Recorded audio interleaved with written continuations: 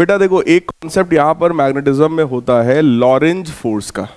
Lorentz force का मतलब ये है कि अगर कोई चार्ज किसी ऐसी फील्ड में या किसी ऐसी जगह पर है जहाँ पर इलेक्ट्रिक और मैग्नेटिक फील्ड दोनों प्रेजेंट है। तो पिछली क्लास में जो मैंने आप लोगों को करवाया था वेलोसिटी सेलेक्टर या वेलोसिटी फिल्टर सर्किट, वो कहीं ना कहीं लॉरेंज फोर्स का ही एग्जाम्पल था। वहाँ पर सोचो इलेक्ट्रिक फील्ड और मैग्नेटिक फील्ड दोनों थी। तो अगर कोई चार्ज ऐसी जगह पर है जहां इलेक्ट्रिक और मैग्नेटिक फील्ड दोनों है तो उसके ऊपर फोर्स दोनों फील्ड की वजह से लगेगा। भाई देखो इलेक्ट्रिक फील्ड का नेचर ये है कि अगर ये मान लो इलेक्ट्रिक फील्ड है और इस इलेक्ट्रिक फील्ड में आपने किसी भी एक सिंपल चार्ज को यहाँ पे रखा है, रखते ही बोलो इसके ऊपर फोर्स लगेगा। फोर्स की वैल्यू होती है Q E vector. Positive charge है तो फील्ड की डायरेक्शन में फोर्स लगेगा और अगर निगेटिव है तो फील्ड के अपोजिट डायरेक्शन में लगेगा। अब होता यह है कि ये तो इलेक्ट्रिक फील्ड रखे हुए चार्ज को भी मूव करा देगा। और सोचो यहां पर मैग्नेटिक फील्ड भी हो तो अब ये मूविंग चार्ज भी है। बोलो भाई, अगर मूविंग चार्ज किसी मैग्नेटिक फील्ड में होगा तो उसके ऊपर मैग्नेटिक की वजह से भी फोर्स लगेगा। उसका फॉर्मूला क्या था? Q E B sine theta, या वेक्टर फॉर्म में अगर हम लोग बोले तो that is Q times V vector cross B vector. तो अगर कोई चार्ज किसी ऐसे रीजन में है जहां इलेक्ट्रिक फील्ड और मैग्नेटिक फील्ड दोनों प्रेजेंट है तो बेटा दोनों फील्ड्स की वजह से फोर्स लगेगा। पहला फोर्स ये वाला है, this is force due to electric field, और दूसरा ये है, this is force due to magnetic field. ठीक, तो ये कॉन्सेप्ट जो है, ये कॉन्सेप्ट लॉरेंज फोर्स कहलाता है। देखिए, if a charge if a charge is present in such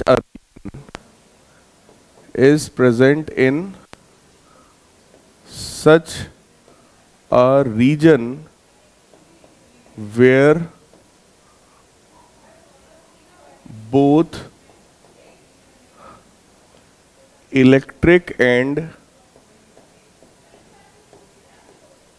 magnetic fields are present, electric and magnetic fields are present, then net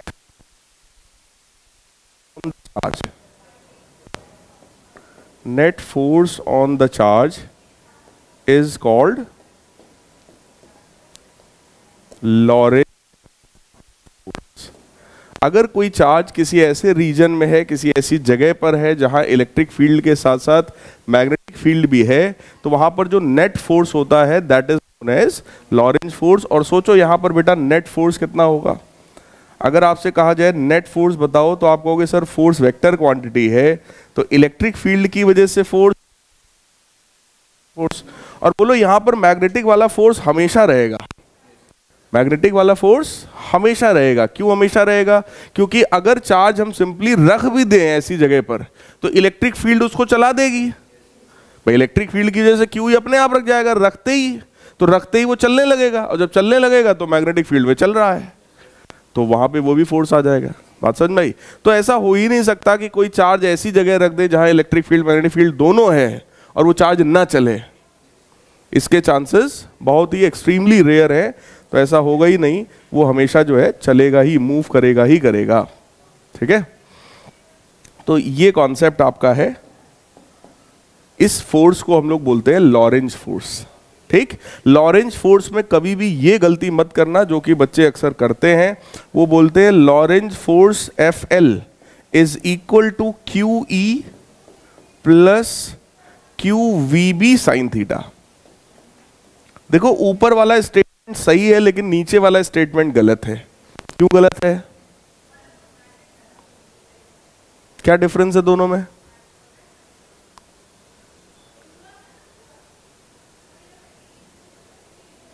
vector quantity है बेटा, यहां पे लिखा हुआ है वेक्टर सम है। इसका और इसका वेक्टर सम है। वेक्टर सम मतलब पैरेललोग्राम्स लॉ लगाएंगे, ट्रायंगल्स लॉ लगाएंगे, पॉलीगन लगाएंगे, मेथड ऑफ कंपोनेंट लगाएंगे। ठीक, लेकिन ये क्या लिखा? ये तो तुमने स्केलर के हिसाब से जोड़ दिया। इसका मतलब ये है कि QE और QEB साइन थीटा दोनों सेम डायरेक्शन में, तभी तो जोड़ोगे। मान लो एक इधर है 10 न्यूटन, दूसरा भी इधर ही 4 न्यूटन, तब तो बोलेंगे 14 न्यूटन है। क्लियर? लेकिन एक इधर 10 है और दूसरा इधर 4 है, तो अब तो यहाँ पे हमें कंपोनेंट या पैरेललोग्राम या कुछ लगाना पड़ेगा वेक्टर के हिसाब से। बात समझ में आई? तो ये नीचे वाला स्टेटमेंट गलत है, क्योंकि ये दोनों सेम डायरेक्शन में कभी होएंगे ही नहीं। कुछ बात समझ में आ रही है? अगर आप लिखना ही चाहते हो तो फिर ऐसे भले लिया ई वेक्टर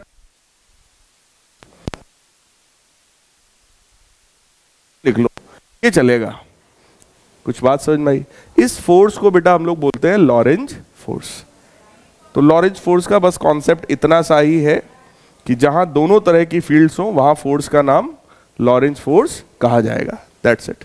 ठीक, अब इस पर बेस्ड एक छोटा सा देखो क्वेश्चन हम लोग देखते हैं। इस क्वेश्चन में हमसे कहा जा रहा है कि किसी जगह पर मैग्नेटिक फील्ड हम लोग को वेक्टर फॉर्म में गिवन है। Magnetic field at any place is given like 0.2 j cap plus 0.4 k cap. velocity of the charge is 2 into 10 to the power 6 I cap. Charge is equal to 1.5 microcoulomb. Then find force on the charge. तो ये simple है, इसमें Lorentz का कोई concept नहीं है। यहाँ पर बस सिंपली ये बताने की कोशिश की जा रही, चार्ज है मैग्नेटिक फील्ड में और वेलोसिटी है, मतलब मोशन में है चार्ज। तो अब बताओ जरा फोर्स कितना होगा। तो फोर्स का फॉर्मूला बेटा क्या होता है? Q times V cross B। अब यहां पर देखो क्या हुआ, ये क्लास 12th का कॉन्सेप्ट क्लास 11th के वेक्टर के साथ मर्ज कर दिया गया, कंबाइन करके ये छोटा सा क्वेश्चन बना दिया। जिसको ये कॉन्सेप्ट नहीं पता होगा फॉर्मूला वो भी नहीं कर पाएगा, और जिसको वेक्टर प्रोडक्ट नहीं आता होगा वो भी नहीं कर पाएगा। ठीक है, फिलहाल है कुछ नहीं, वैल्यू आप यहां रखो 1.5 इंटू माइक्रो मतलब 10 की पावर -6। V क्रॉस B जब आप करोगे तो बनेगा 2 इंटू 10 की पावर 6 I कैप, ये क्रॉस B यानी कि 0.2 j cap plus 0.4 cap, like this. तो ये बेटा ये और ये मल्टीप्लाई होगा, ये बनेगा 3, 10 की पावर -6, 10 की पावर +6 था, ये 10 की पावर +6 था भाई ये। ठीक, दोनों हो गए कैंसिल, ये दोनों कैंसिल, सिर्फ बचा I। ठीक, उस I कैप को अब अंदर भेजो। I कैप अंदर जाएगा तो पहला टर्म आएगा बेटा 0.2 I cross J। I cross J कितना होता है? K कैप, पता है ये बात? I क्रॉस J होता है K कैप, प्लस ये अंदर जाएगा 0.4। अब I क्रॉस K J होता है। इसके लिए वो आप लोगों ने सीखा होगा इस तरीके से, I कैप, J कैप और K कैप। अगर हम लोग बेटा क्लॉकवाइज चल रहे हैं, I क्रॉस J कर रहे हैं तो K आएगा, ऑब्वियस है। 2 का मल्टीप्लाई करो तीसरा आता है, ये तो आप लोग को शायद पता होगा। I क्रॉस J करेंगे तो K आएगा। ठीक, K क्रॉस K करेंगे तो I आएगा, K क्रॉस I करेंगे तो J आएगा। लेकिन अगर उल्टा चले तो नेगेटिव, तब नेगेटिव। मतलब अगर आप निकाल रहे हो J cross I minus K cap, I cross K, तो I क्रॉस K ही निकालना था, that was minus J cap. तो ये गलती कर दी भैया, तो गया क्वेश्चन। तो फिलहाल ये आया 0.6 K cap minus 1.2 minus 1.2 J cap. क्या ये बात समझ में कुछ आई? 0.6 K cap minus 1 J cap, clear है? नेक्स्ट क्वेश्चन में हमसे ये बोला जा रहा है, अगले एग्जाम्पल में हम लोगों से बोला जा रहा है, a 5 million electron volt proton, 5 million electron volt, million मतलब 10 की पावर 6, तो 5 million electron volt proton is falling vertically downward through a region of magnetic field 1.5 tesla. पहले तो इतनी एनर्जी का एक प्रोटॉन है जो कि 1.5 टेस्ला की मैग्नेटिक फील्ड में रखा हुआ है, acting horizontally from south to north. Find magnitude and direction of the force exerted on the proton. Force का मैग्नीट्यूड और डायरेक्शन बेटा दोनों बताना है। मास ऑफ प्रोटॉन हमें गिवन है, हालांकि ना भी गिवन होता तो आपको पता होना चाहिए था। 1.6 इंटू 10 की पावर माइनस 27 kg। ये क्वेश्चन है। क्वेश्चन फिर से कह रहे हैं 5 proton is falling vertically downward, ऐसे गिर रहा है वर्टिकली डाउनवर्ड, इस तरीके से वो प्रोटॉन नीचे की तरफ आ रहा है। ठीक, जो मैग्नेटिक फील्ड यहां पर है वो क्वेश्चन में कह रहे हैं हमसे through a region of magnetic field 1.5 tesla, magnetic field 1.5 tesla का है, acting horizontally from south to north. अब अगर हॉरिजॉन्टल प्लेन में मैं आपसे बात करूं तो बोलो ये ईस्ट है, ये वेस्ट है, ये नॉर्थ है, ये साउथ है, साउथ टू नॉर्थ ये डायरेक्शन है। कुछ बात समझ में आई? तो अकॉर्डिंग टू क्वेश्चन अगर मैग्नेटिक फील्ड देखा जाए तो magnetic field is like this, अंदर की तरफ, है ना? तो इसका मतलब कहीं ना कहीं मैग्नेटिक फील्ड ऐसा हो गया क्रॉस, और इस क्रॉस वाली मैग्नेटिक फील्ड में हमसे ये बोला गया कि जो प्रोटॉन है वो फॉल कर रहा है इस तरीके से, ये प्रोटॉन रहा होगा जो कि ऐसे गिर रहा है। तो हमसे ये बोला जा रहा है कि इसके ऊपर आप फोर्स बताओ और फोर्स का डायरेक्शन भी बताओ। तो सबसे पहले आप लोग मुझे फोर्स का डायरेक्शन बताओ जरा। फोर्स का डायरेक्शन बताने के लिए कौन कौन से रूल हैं? फ्लेमिंग का लेफ्ट हैंड रूल और right hand palm rule number 2। जरा लगाओ बेटा लेफ्ट हैंड रूल, फ्लेमिंग का लेफ्ट हैंड रूल लगाओ। मैग्नेटिक फील्ड किधर है? अंदर। ठीक, अब अगर प्रोटॉन यानी कि पॉजिटिव चार्ज अगर नीचे आ रहा है तो क्या करंट नीचे है? बोलो यार, करंट हमेशा पॉजिटिव डायरेक्शन में होता है, तो क्या वो ऐसा होगा? तो बोलो किधर लग रहा है फोर्स? तो ये डायरेक्शन हो गया ईस्ट। देखो जब क्वेश्चन में वो नॉर्थ साउथ की बात कर रहा है तो हम राइट की बात नहीं करेंगे, हम क्या लिखेंगे? East. Direction of the force is east. तो आप कहोगे कि सर ये जो फोर्स लग रहा है ये ईस्ट डायरेक्शन में लग रहा है, अपने हिसाब से आप आंसर लिख दीजिएगा, force is acting in east direction. और रही बात फोर्स की वैल्यू, तो फोर्स की वैल्यू बताओ बेटा क्या होगी? Q times V cross B या QV साइन थीटा। तो चार्ज प्रोटॉन का होगा 1.6 इंटू 10 की power minus 19 V cross B। अब वेलोसिटी किधर की तरफ है? वेलोसिटी कितनी है? नहीं पता। वेलोसिटी बोलो डायरेक्ट हमें गिवन ही नहीं है ना? तो निकालना पड़ेगा। कैसे वेलोसिटी निकालोगे? उसके लिए हमको एनर्जी गिवन है 5 मिलियन इलेक्ट्रॉन वोल्ट। तो जरा ध्यान से देखो, 5 मिलियन का मतलब बेटा क्या हुआ? 5 इंटू 10 की पावर 6 इतने इलेक्ट्रॉन वोल्ट, और एक इलेक्ट्रॉन वोल्ट में बोलो कितने जूल्स होते हैं? 1.6 इंटू 10 की पावर माइनस 19। पक्की बात है?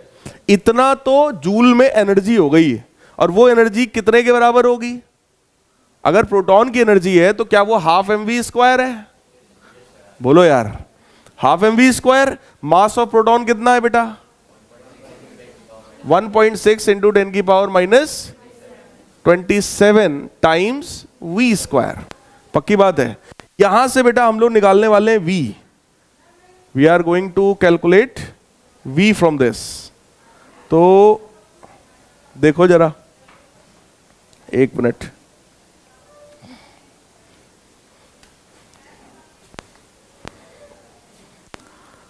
हाँ भाई, तो इसको जरा बताओ क्या आएगा। अब इसको करेंगे तो 8 इंटू 10 की पावर माइनस 13, ये 2 भी इधर जाएगा बेटा, multiplied by 2 divide by 1.6 into 10 की power minus 27, that is equal to velocity square. इसको हम लोग सिंप्लीफाई कर लेते हैं भाई। देखो ये 8 दूनी 16 और ये भी उससे कैंसिल होगा, 10 आएगा, तो हमें लग रहा है कैलकुलेटर की जरूरत ही नहीं है। 10 की पावर माइनस 12 है और 27 ऊपर जाएगा, कितना बनेगा? 27 प्लस 12 कितना आएगा? That will be 39। तो v की वैल्यू आ गई अंडर रूट 10 की पावर, हाँ माइनस का 13 है। अच्छा सब्ट्रैक्ट होएगा, ये बनेगा माइनस 12, ये बनेगा माइनस 12, और ये ऊपर जाएगा 27 माइनस 12 15। तो वेलोसिटी आई 10 की पावर में 15 मीटर पर सेकेंड। 10 की पावर 15 को भी हम लिख सकते हैं ना अंडर रूट 10। तो अंडर रूट 10 की वैल्यू क्या आएगी? 3.16। तो वेलोसिटी आपकी आ गई 3.16 इंटू 10 की पावर 7 मीटर पर सेकेंड। आई थिंक ये आना चाहिए, बोलो यार। वेलोसिटी की जो वैल्यू आई वो 3.16 इंटू 7, और वो वेलोसिटी की वैल्यू हम लोग यहां पर यूज करने वाले हैं। क्लियर? तो ये आएगा, वेलोसिटी आपका है 3.16 इंटू 10 की पावर 7 QVB। मैग्नेटिक फील्ड है 1.5 टेस्ला QEB, और साइन थीटा तो 90 दिख ही रहा है ना, साइन 91 होता है। अब बेटा इसको भी सॉल्व करना पड़ेगा, कर लोगे सॉल्व? तो फिलहाल कैलकुलेटर भी है, हम लोग भी कर सकते हैं, लेकिन मैं डायरेक्ट बता रहा हूं। ये सॉल्व होकर आएगा 7.58 इंटू 10 की पावर -12। क्लियर? इतने न्यूटन का फोर्स होगा, और वो भी ईस्ट डायरेक्शन में होगा। क्लियर है? कर लेंगे, ठीक।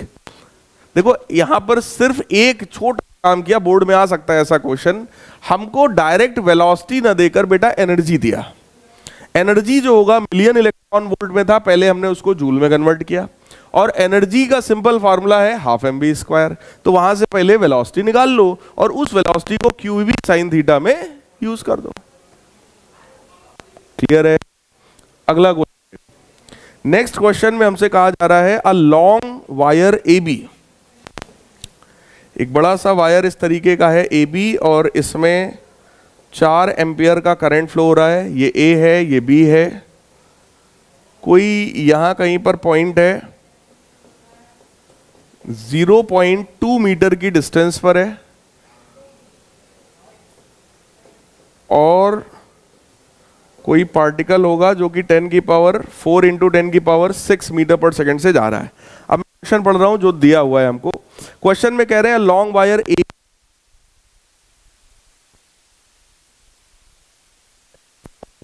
की पावर 6 मीटर पर सेकेंड पैरेलल 0.2 फ्रॉम इट।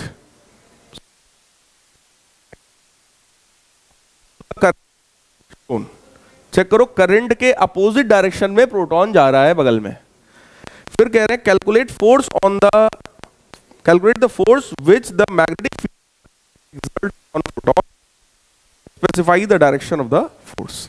कह रहे हैं फोर्स की वैल्यू बताओ जो कि मैग्नेटिक फील्ड प्रोटॉन पे लगाएगा, और उसका डायरेक्शन बताओ। सबसे पहली बात तो ये चेक करो, देखो यहां पर दो कॉन्सेप्ट्स को यूज करवाने की वो कोशिश कर रहे हैं।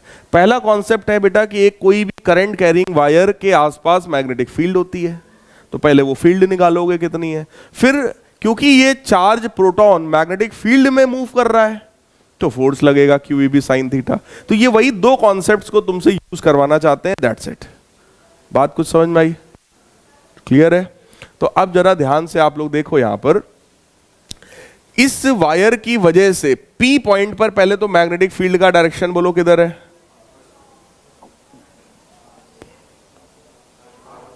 क्या वो इनवर्ट्स है?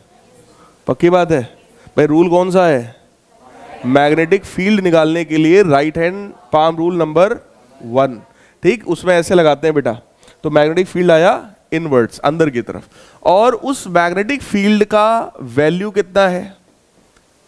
इस AB की वजह से वहां मैग्नेटिक फील्ड का वैल्यू कितना है भाई? μ0/2 I/R। तो करंट है ये, और डिस्टेंस है 0.2। μ0/4 की वैल्यू होती है बेटा 2 इंटू 10 की पावर -7, और ये बनेगा ऊपर 40, और ये कैंसिल होके आएगा 20, तो ये बन जाएगा 40 into 10 to the power -7 tesla. बोलो सही है? इसकी वजह से यहां मैग्नेटिक फील्ड हमने निकाला। अब ये प्रोटॉन इस मैग्नेटिक फील्ड में है, मैग्नेटिक फील्ड अंदर है, प्रोटॉन नीचे जा रहा है, बोलो फोर्स किधर लगेगा? का लगाओ जरा, बताओ भाई किधर लगेगा? राइट साइड में, पक्की बात है। इसके ऊपर फोर्स बोलो इधर लगेगा भाई। पॉजिटिव चार्ज है तो नीचे जाएगा, तो वही करंट का डायरेक्शन है। मैग्नेटिक फील्ड अंदर है, किधर लगा? राइट साइड में। और अगर मैं उस फोर्स की वैल्यू निकालूं तो सिंपल है, क्या आएगा? QEB। Q की वैल्यू कितनी है भाई? प्रोटॉन है तो 1.6 इंटू 10 की power -19। Velocity 4 into 10⁻6, magnetic field 40 into 10⁻⁻7 और साइन 90 1 हो जाएगा। इसको बेटा सिंप्लीफाई कर लो तो ये तुम्हारा 1.6 इंटू 4 आएगा, मल्टीप्लाइड बाई 10 की पावर, देखो -19 है और ये 6 होगा तो -13 और एक और -12 है ना, और -19, बाकी इसको अपना आप मल्टीप्लाई कर लो तो ये ओवरऑल आएगा 2.56 इंटू 10⁻18, 2.56 इंटू 10⁻18। भाई 16 बनना है ना, 16 का स्क्वायर 256, तो 25.6 बनेगा, तो वो 10 इधर उधर कर लिया तभी 10⁻18 आ गया, तो ये वैल्यू आ गई इतने न्यूटन। इतने में कोई डाउट हो किसी को तो बताओ भाई, जरा भी डाउट हो भाई तो बताओ। ये टाइप का क्वेश्चन बेटा आ सकता है क्योंकि पहले मैग्नेटिक फील्ड निकलवा लिया और फिर मैग्नेटिक फील्ड से फोर्स भी निकलवा लिया, तो दो कॉन्सेप्ट तुम्हारे आगे एक ही क्वेश्चन में, इसलिए इस तरह का क्वेश्चन आप लोगों से घुमा फिरा के पूछा जा सकता है। क्लियर है?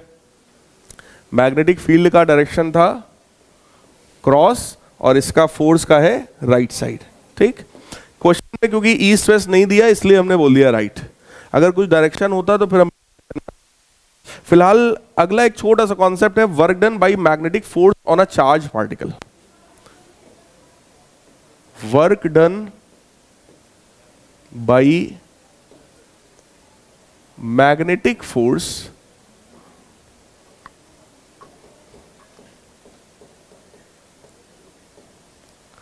On a charge particle.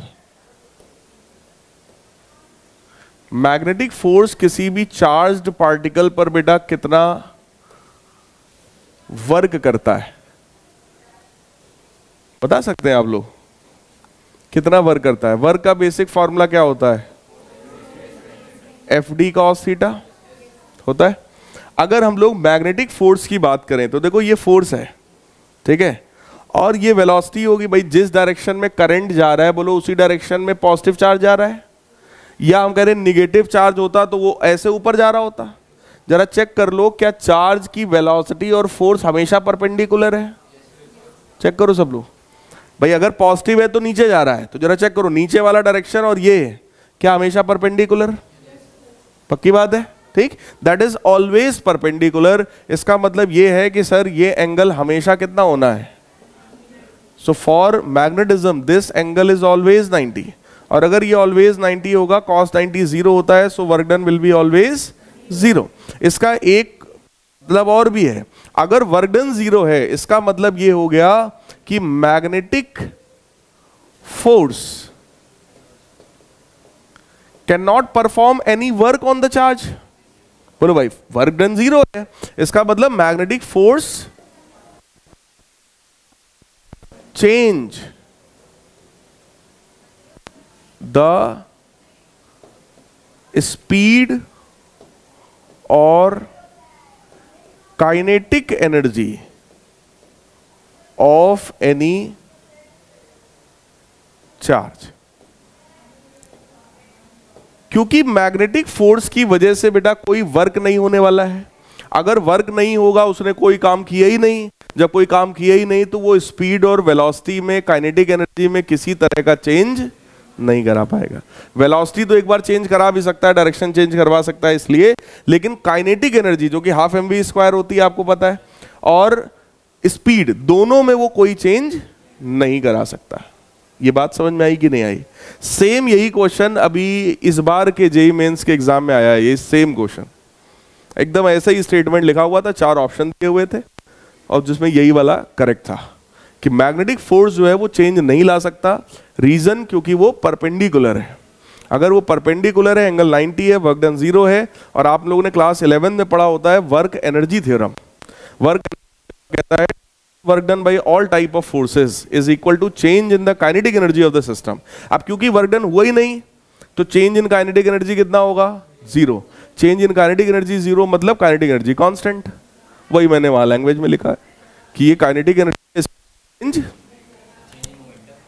Change in momentum हो सकता है, भाई फोर्स तो लगा रहा है ना, मैग्नेटिक फोर्स तो खुद है फोर्स है, और फोर्स का तो मतलब है होता है change in momentum up per unit time, F बराबर delta P by delta T. तो बेटा मोमेंटम चेंज हो सकता है लेकिन स्पीड और काइनेटिक एनर्जी जो है वो चेंज नहीं हो पाएगा।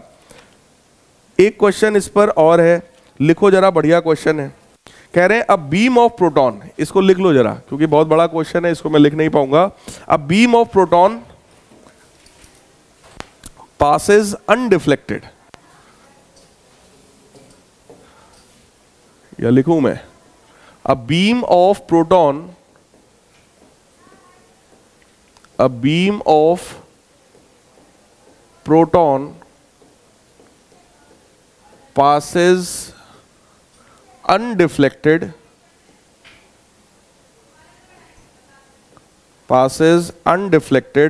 with a horizontal velocity, with a horizontal velocity v through a region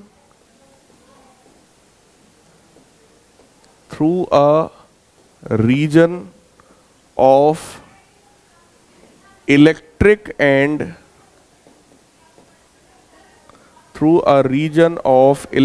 and magnetic fields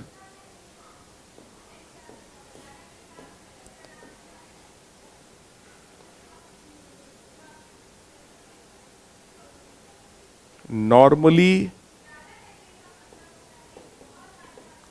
to each other.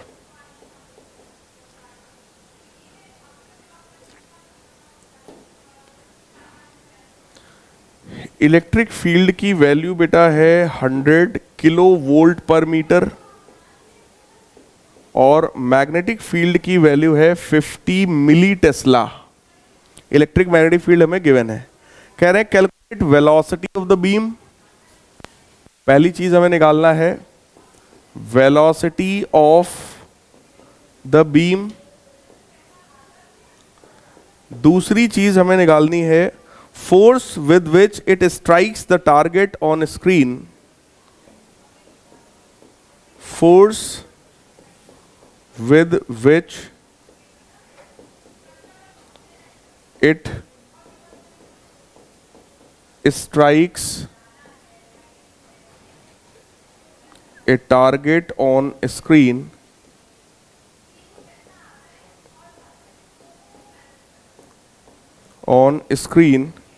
if the proton beam current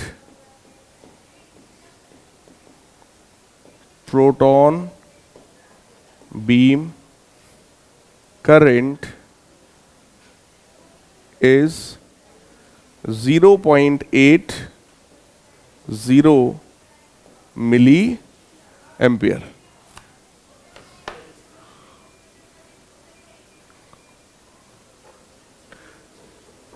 question में बेटा हमसे कह रहे हैं a beam of proton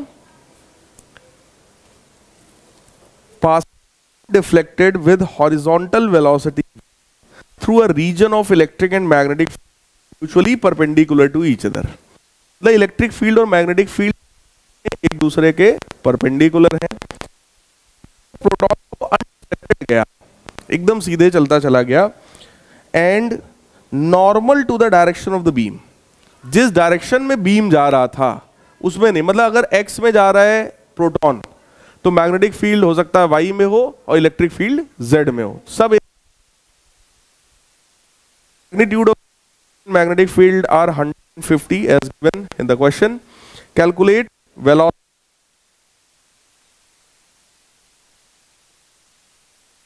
proton beam is equal to 0.8 milli ampere. ठीक है, अब बताओ जरा इसको हम लोग कैसे कर सकते हैं। सबसे पहला वाला पार्ट तो यार नॉर्मल है। हाँ, सबसे पहला वाला तो मैंने आप लोग को सिखाया था पिछली क्लास में। वेलोसिटी सेलेक्टर या filter circuit.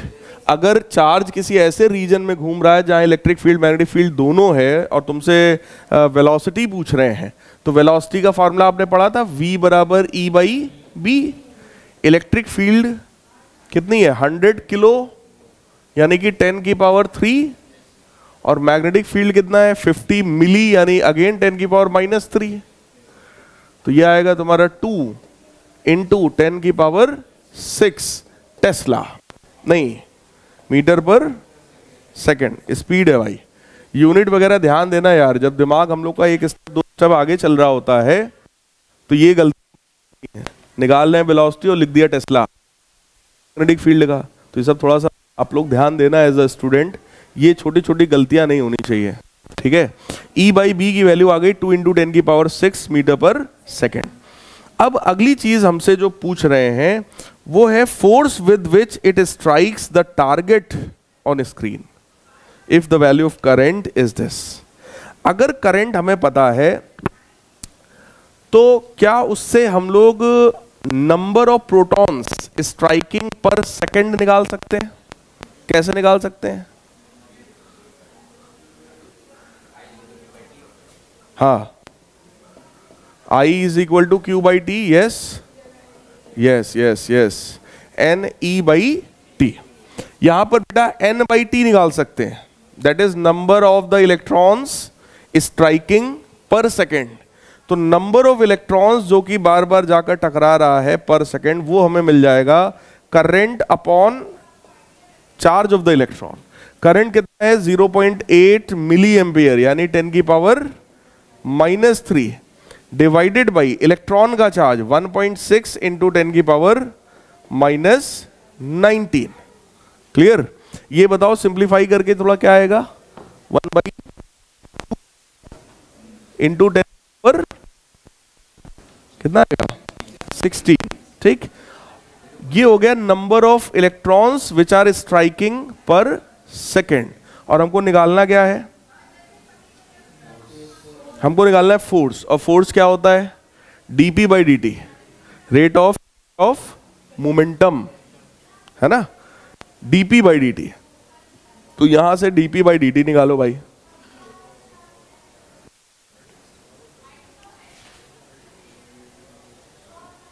Change in momentum निकाल दो। ये हम लोग का आया था 1/2 इंटू 10 की पावर 16। फोर्स हम लोग को निकालना था। फोर्स होता है बेटा rate of change of momentum, है ना। मोमेंटम होता है ना mv, और यहां पर नंबर ऑफ इलेक्ट्रॉन्स हमें पता है।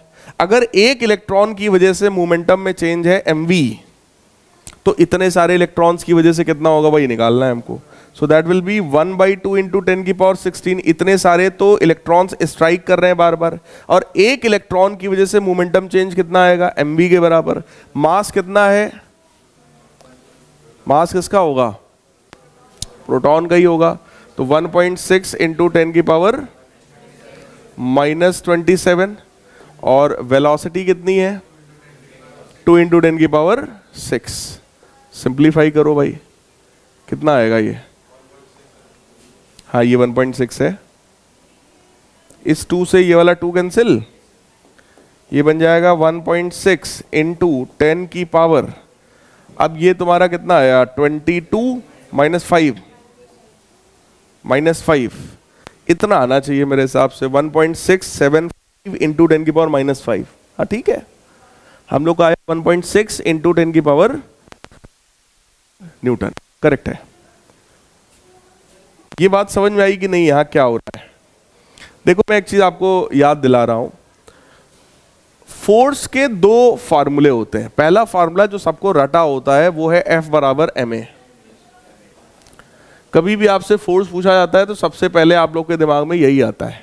लेकिन फोर्स का फंडामेंटल में अगर आ जाओ न्यूटन के सेकंड लॉ में, तो न्यूटन का सेकंड लॉ ये नहीं होता, this is not Newton second law, this is the result obtained from Newton second law. Result है ये, लॉ है। लॉ होता है F बराबर dp बाई dt, यानी कि rate of change of momentum is defined as the force. ये law है आपका, कभी भी कोई पूछे न्यूटन का सेकंड लॉ बताओ तो लॉ ये है बेटा, ठीक है। ये क्या है, ये उससे मिला हुआ रिजल्ट है। ये तभी वैलिड होता है जब मास कांस्टेंट हो, लेकिन अगर मास वेरिएबल होगा तो ये वैलिड नहीं होगा, लेकिन ये हमेशा वैलिड होगा क्योंकि ये लॉ है। बात समझ में आई? लॉ हमेशा वैलिड होता है। बाकी कोई पर्टिकुलर रिजल्ट हम किसी केस में निकाल सकते हैं, वो अलग चीज हो गया, लेकिन लॉ है एफ बराबर डीपी बाई डी भी है चेंज इन मोमेंटम। अगर किसी भी वजह से मोमेंटम में चेंज आ रहा हो, और वो वजह क्या है यहां पर, कोलिजन। अब यहां से अगर मैं बार बार इलेक्ट्रॉन्स को भेजूं और वो जाकर दीवार में टकराएं, तो हर बार जब इलेक्ट्रॉन जाकर टकराता है तो कुछ ना कुछ मोमेंटम ट्रांसफर करता है वॉल को। भाई अगर ये इलेक्ट्रॉन है मान लो और ये ऐसे जा रहा है, तो इसका अपना पहले तो मास है, इसकी अपनी कुछ वेलोसिटी भी है, मास इनटू वेलोसिटी करोगे तो इसका अपना कुछ मोमेंटम भी है, और वो जा करके इससे जब टकराएगा तो अपना मोमेंटम किसको देगा, बॉल को। और अगर ऐसे इतने सारे इलेक्ट्रॉन्स आ रहे हैं तो सब अपना अपना देंगे मोमेंटम। बात समझ में आई?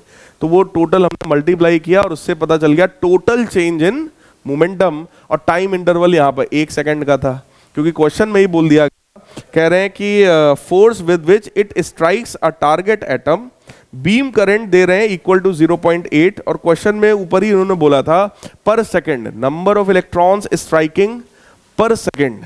पर सेकंड का मतलब कितने टाइम की बात कर रहे हैं हम, 1 सेकंड की। तो वो 1 सेकंड अपने आप अंडरस्टूड है।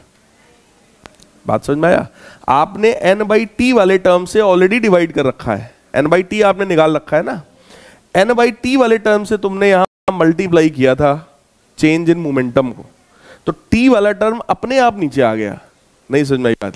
ये जो टर्म है ये टर्म क्या है, ये n/t है, तो इसमें नीचे टाइम है ना, और मैंने इसका मल्टीप्लाई देखो कर दिया यहां पे, तो टाइम का डिवीजन तो इसी में हो गया, और ये क्या था मोमेंटम mv, तो mv/t, तो बन गया फोर्स।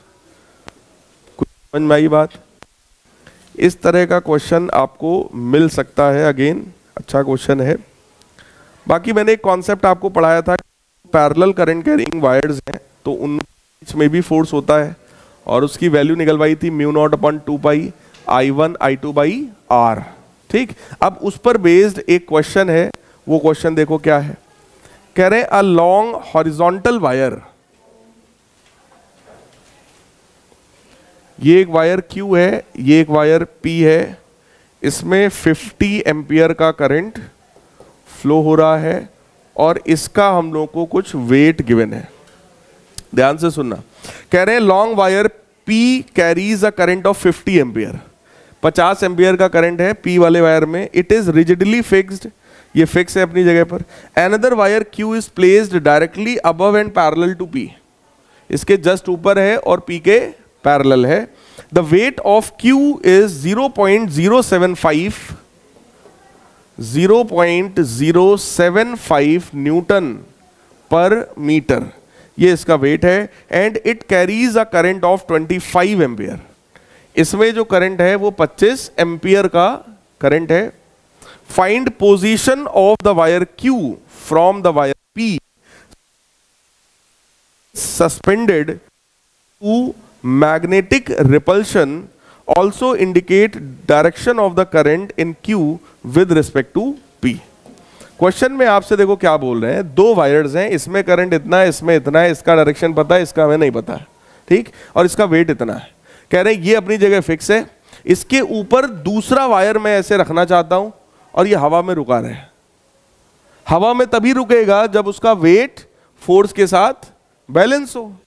बोलो यार, अब सबसे पहली बात मुझे बताओ, अगर दोनों में करंट का डायरेक्शन सेम हो जाए तो दोनों के बीच का फोर्स कैसा होता है, अट्रैक्टिव। भाई अगर दोनों में करंट का डायरेक्शन सेम हम कर दें तो दोनों क्या करेंगे एक दूसरे को, भाई इसका वेट ऑलरेडी नीचे लग रहा था, मैग्नेटिक फोर्स भी नीचे लगा दोगे तब तो वो स्टेबल फिर तो नहीं रह पाएगा। बोलो यार, तो इसमें करंट किधर होना चाहिए, पहली बात समझ में आई, इसके अपोजिट इसमें होना चाहिए, ठीक। दूसरी बात, अब जो मैग्नेटिक फोर्स होगा बोलो वो रिपल्शन का होगा, और मैग्नेटिक फोर्स का फॉर्मूला क्या है, μ0/2 तो μ0/2 I1I2 अपॉन आर। ये जो फॉर्मूला था, ध्यान से अपनी कॉपी में चेक करो, ये F/L था। चेक करो, ये F/L था। F/L का मतलब है ये फोर्स पर यूनिट लेंथ है। So that should be equal to, भाई अगर मैं इसको फोर्स मान रहा हूं तो इधर भी फोर्स होना चाहिए, तो दैट विल बी वेट। और वेट को भी चेक करो किस में है, ये भी फोर्स पर यूनिट लेंथ है। इसलिए हमको यहां बहुत दिमाग ज्यादा लगाने की जरूरत नहीं है, जो दिया है हम इसको एज इट इज ऐसे ही रख देंगे। कुछ बात समझ में आई? ये भी ऑलरेडी फोर्स अपॉन लेंथ है बेटा, तो हमें इसमें बहुत परेशान होने की जरूरत नहीं, सीधे सीधे हम रख देंगे फोर्स की वैल्यू इसके बराबर। और म्यू नॉट अपॉन 2 पाई का वैल्यू होता है 2 इंटू 10⁻⁻⁷। I1 I2 आप करोगे तो 25 इंटू 50। आर हमसे पूछ रहे हैं और ये है 0.075। आर निकाल लेंगे तो यहां से आ जाएगा R, and that is 2 into 10⁻⁻⁷ into 25 into 50 divided by 0.075। ये इसको बेटा हम लोग सिंप्लीफाई करेंगे और 3 इंटू 10⁻⁻3 यह आएगा 3.33 इंटू 10⁻⁻3 मीटर्स के बराबर। कॉन्सेप्ट इसका समझ में आया कि नहीं आया? कॉन्सेप्ट सिंपल है, वेट लगेगा नीचे तो मैग्नेटिक फोर्स होना चाहिए ऊपर। ऐसा क्वेश्चन इलेक्ट्रोस्टैटिक्स में भी आपने कई किए हैं, जहां पर एक चार्ज है, इलेक्ट्रिक फील्ड में रखा है चार्ज, बैलेंस करो तो QE बराबर mg। सेम कॉन्सेप्ट यहां है, बस ये मैग्नेटिक फील्ड है। ठीक, अगला क्वेश्चन है, a rectangular loop of side 25 centimetre and 10 centimetre carrying a current of 15 ampere. Next question है हमारा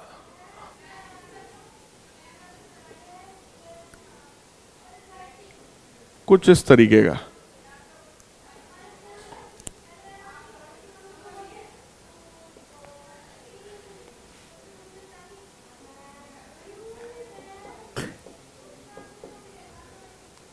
ये क्या कहानी समझा रहा है भाई?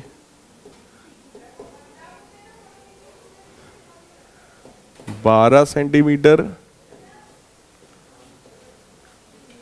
और ये है 2 centimetre.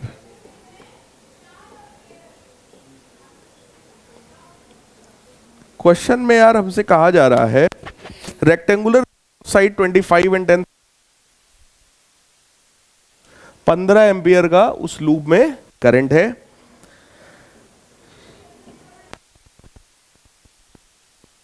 With its longer side long straight conductor carrying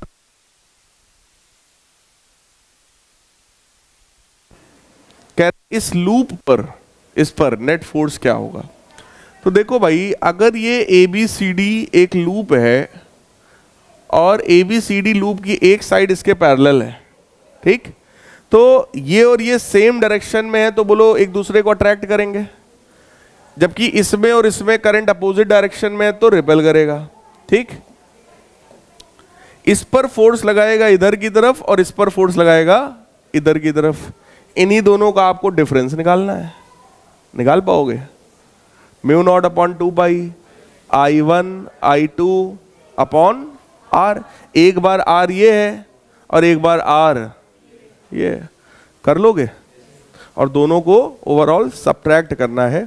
तो ये आपका एक छोटा सा होमवर्क भी है, इसको आप लोग करिएगा और इसका आंसर ये आना चाहिए 7.8125 इंटू 10⁻⁻⁴ न्यूटन। और आपको ये भी चेक करना है कि this force must be attractive, मतलब नीचे वाला फोर्स बड़ा है, ऊपर वाला फोर्स। ट्राई करिएगा, नहीं आएगा तो बताना। टू द पॉइंट क्वेश्चन है, आ जाना चाहिए।